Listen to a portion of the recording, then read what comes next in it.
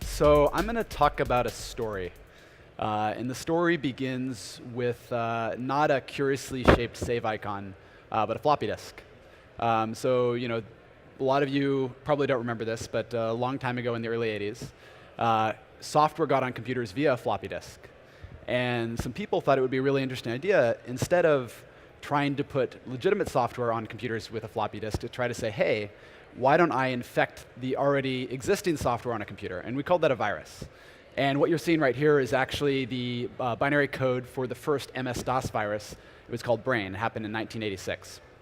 And so some clever people got together and said, hey, we got these viruses on computers. Why don't we make something called antivirus that removes these things from computers? And what you're seeing here is John Mahaffey, before everything, created a product called VirusScan to remove viruses from these computers. And so you had your computer. It was pretty sensible. You said, OK, we can get viruses on these things.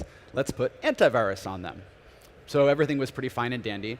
And then around the same time, we didn't just have computers that individuals used. We have servers. So these servers ran large enterprise applications. In fact, these servers might still be around. If you booked an airline ticket today, they might still use some of these things. And then a guy named Robert decided to do something fun. He built a worm that basically infected a computer, one of these servers, and then found all the other servers near it that it could also infect. And it ended up getting so out of control, it was estimated that it caused somewhere between $100,000 and $10 million in damage. And this was in 1988, long time ago. So this was one of the first worms that existed. So again, smart people got together and said, hey, having these servers connected directly to the network is probably not a good idea. So we're going to build something called a firewall to separate the inside and the outside world. Seems like a reasonable idea. Then a few years later, you had employees that left the internal firewall, and they went out in the world, and they were traveling with laptops, and they said, hey, they needed to get access to these servers. So what do we do then? Well, we built something called a VPN that allowed them to go and remotely get into these servers. Again, seems reasonable, right? Then all of a sudden, you had customers and employees also wanting to use web applications as the internet got going that needed to access some of these servers. And so you had this internal server and all these people outside, and they needed to access it. So we said, hey, it's probably not practical to have them all use VPN. We're going to expose some of our servers to the internet through something we call a DMZ. They can access some servers, not all servers. Again, seems reasonable, right? And then clever people on the internet decided to say, hey, these exposed servers, well, I can just shove things at them and try to hack them. And this was one of the first widespread worms. It was code red. And so we built something called IDS, IPS, intrusion detection and intrusion prevention systems, to try to identify these attacks on the wire. But of course, you don't just try to identify the attacks on the wire. You also try to patch. And trying to get people to update their computers has always been a bane of every security department. So Microsoft in 2002 released automated updates, but that still wasn't enough. So we built these systems called vulnerability management systems to identify all the places where we're not patched in the world. Again, seems reasonable, right? And then the bad guys said, hey, well, I can just trick people into downloading malware. I don't need to go hack them. And so we built web gateways to stop our users from visiting unsafe networks or unsafe websites. And then we found that actually really sophisticated attackers didn't need to even do that. They were already on our networks. They were already on our servers, already on our endpoints, using really sophisticated techniques, waiting there for months or years to attack other systems. So we added more and more systems. You have network breach detection, endpoint breach detection, and this rat race is still going today. But some things have changed recently that a lot of these assumptions that we built the system don't really apply. Today, a lot of your data center is in the cloud. It's not on that internal server behind the firewall. People access all of their corporate data from airport, Wi-Fi, the collision network. And then more and more people are using smartphone, tablets, and other devices to access the data. And in most organizations I've talked to, they see more authentications from mobile devices than from their PCs. And it's not just a highly trained internal IT department building applications. You have apps being built in a garage somewhere. And so what used to be all of our assets were behind the corporate firewall are now uncontrolled out sitting in the world. And this is a problem, because these devices aren't magic. They have all of the same issues that you had in the previous world, and some new ones due to their mobility. But at the same time, due to architectural reasons or even user expectation reasons, you can't control it. If your IT department tried to say you can't download any apps on your phone, it can't visit Facebook, you wouldn't use that phone very often, would you? And that's a really big problem. And so, like an example of one of these attacks that occurs because I use my phone for work and personal use, if you wanted to target me and you looked on social media, you can tell I'm a pretty avid snowboarder. And you can say, send me a text message, say, hey, Travis Rice, just did some really cool stuff in Canada, click on this video. And I'd probably click on it. And that's a problem because that traffic did not flow through your web gateway, did not flow through your IDS or IPS. It went directly from my mobile phone to the internet. And then a lot of the user training we've given, when you see a suspicious email, hover over links, make sure not to visit sketchy looking URLs. On a mobile device, you don't have that. I dare you to try to hover over a link in your mail client on your mobile phone. You just can't. And this is a problem. And so we have all these devices that have just as much data on the inside of the network but have none of the controls. And the user expectations are you can't restrict these devices.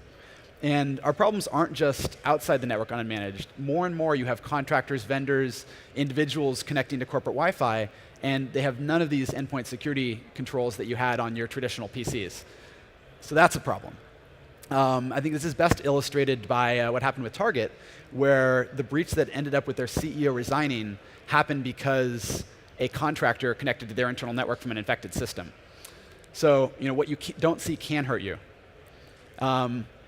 And then to add insult to injury, all those boxes we used to have to inspect all the traffic, more and more sites are using SSL and certificate pinning, so you can't actually crack open these encrypted connections. So all those boxes don't really work anymore on modern application traffic. And then, if you look at Verizon's latest breach report, over half of attacks use hacking or malware, and the bad guys are already on the inside of the system. It's not just state-sponsored attackers that are doing this. So you have to assume your firewall is compromised, your internal servers are compromised, and your internal PCs are compromised. Yikes. Oh, and one more thing. If you are in an IT responsibility, this probably hit your desk about a month ago. When you have zero-day vulnerabilities, it's only a few hours before, when a vulnerability is released, publicly available exploit code is on the internet for even a 12-year-old to use.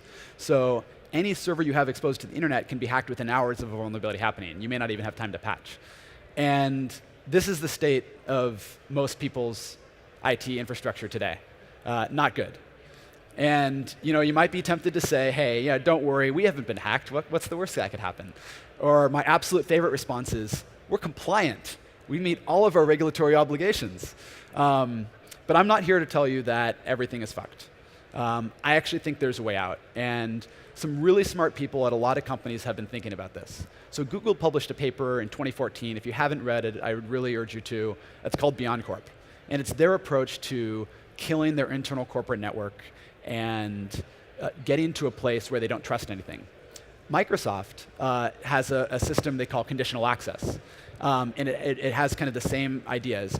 You don't trust any device just because it has a valid username and password. We should really be verifying.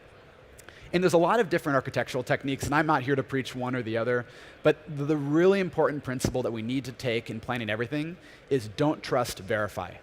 Every time something accesses your corporate data, don't trust, verify. Every new device on your network, don't trust, verify. And it goes by a lot of names. You might hear this risk-based conditional access, device attestation, Beyond Corp.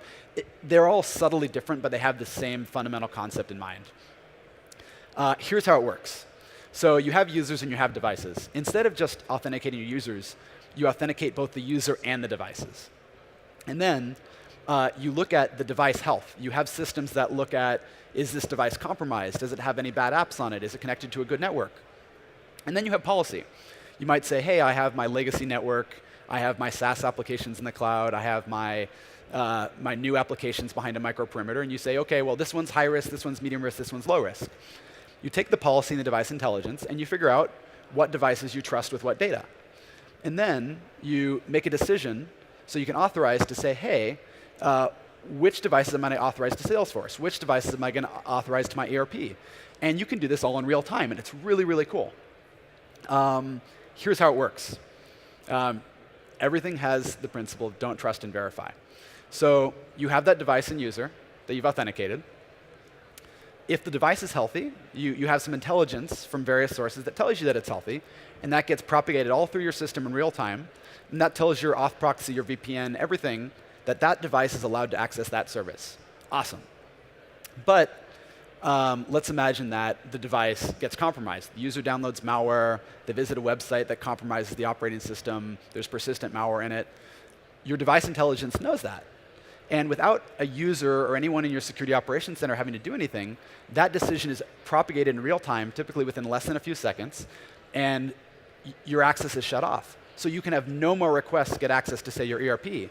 And because of your policy, you may have said, you know what, my ERP is very high risk. Even a small issue on the device, I'm not going to grant access, but you're still going to be able to access the corporate directory behind the VPN. Or you may say, you know what, this is a state-sponsored cyber attack. I'm also going to cut off access to the VPN. And the most important thing is, this happens in real time without you having to do anything. But the problem is, well, what happens when the device gets healthy again? Same thing, the device intelligence knows that, propagates the trust all the way through, and all of a sudden you can access corporate data again without you having to roll a truck, without a help desk ticket.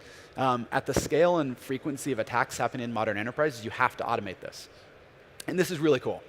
Like never before have we been able to actually cut off access to data once devices have been compromised. It sounds like a simple concept, sounds actually like it should have been done 20 years ago, but if you go in most modern IT organizations, say it's just not happening. And the good thing is this isn't a pipe dream. Early adopters are already starting to do this, and I am a firm believer that by 2020 you'll have half or more of large organizations declaring the death of their internal corporate network, no longer trusting things, and getting to this world where you have devices that are only able to access enterprise data when they're trusted. And if you leave this talk with one thing today, I urge you just to remember the mantra as you plan new architecture, if you're in IT or you're in security or you're in the engineering side, make sure you never trust anything but always verify. Every single request, every single device, every single decision you make. Thank you very much.